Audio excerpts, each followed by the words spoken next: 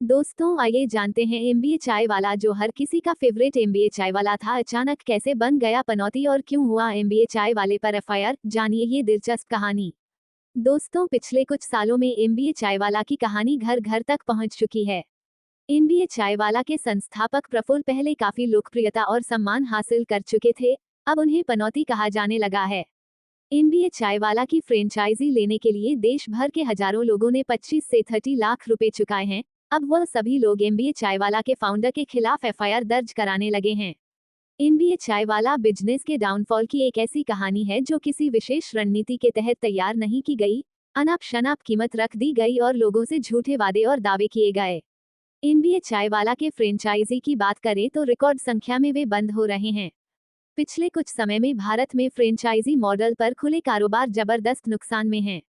वो ये समझ नहीं पा रहे हैं कि आखिर गड़बड़ हुआ क्या है। साल 2003 में भारत में एक चाइनीज फास्ट फूड चेन शुरू हुआ था।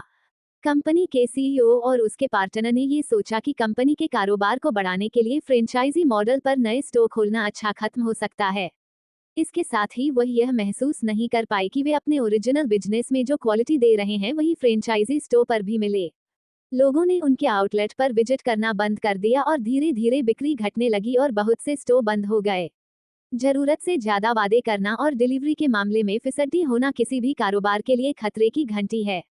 अगर बात एमबीए चाय वाला की करें तो आइडियल इलस्ट्रेशन इसकी एक बड़ी वजह कहा जा सकता है।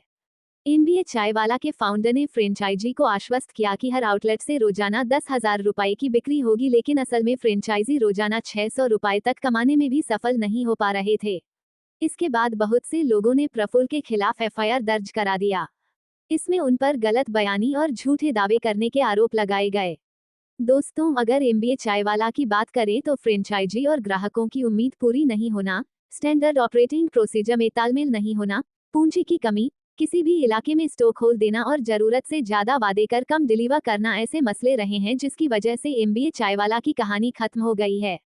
एमबीए चाय वाला के त्रुटिपूर्ण फ्रेंचाइज मॉडल और फ्रेंचाइजी के लिए समर्थन की कमी के कारण विवाद हुआ और कंपनी की प्रतिष्ठा खराब हुई।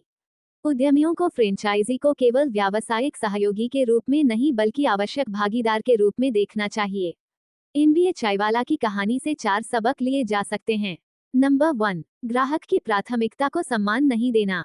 अगर आपको photo printing services company Kodak Express की कहानी याद हो तो ग्राहकों को सम्मान नहीं देना किसी कंपनी को खत्म कर सकता है। एक बार जब ग्राहक आपसे तंग होने लगते हैं तो आपके प्रतिद्वंदी उन्हें आकर्षित करने लगते हैं। नंबर 2, प्रतियोगियों की तरफ से आंखें बंद रखना। भारत में एक फेमस पिज्जा चेन ने देश के 20 लोकेशन पर स्टोर खोले। कंपनी अपने प्रतियोगियों पर नजर नहीं रख पाए, इस वजह से उसके सारे आउटलेट बंद हो गए। फ्रेंचाइजी मॉडल पर काम करने में बहुत सी बातों का ध्यान रखना पड़ता है। Number 3, over promise under delivery. MBA चाय वाला के प्रॉमिस और हकीकत में बहुत अंतर था, इसलिए उसके फ्रेंचाइजी को लाखों रुपए का नुकसान उठाना पड़ा।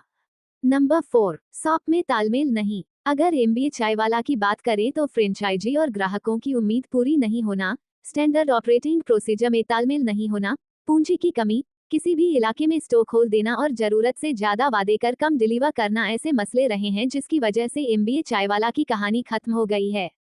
दोस्तों ऐसे ही लेटेस्ट जानकारी के लिए चैनल